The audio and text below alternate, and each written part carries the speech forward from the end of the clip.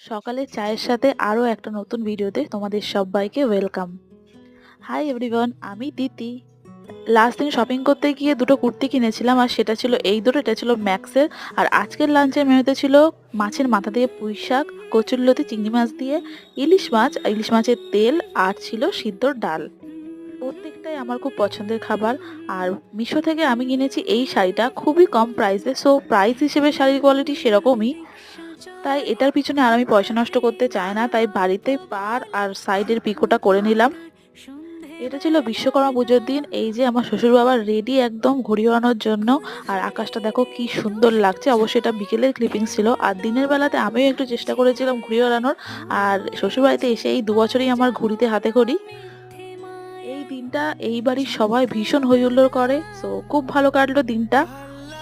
আর এগুলো হচ্ছে scented candle, so এগুলো সম্বন্ধে বলবো পরের ভিডিওতে। টাটা।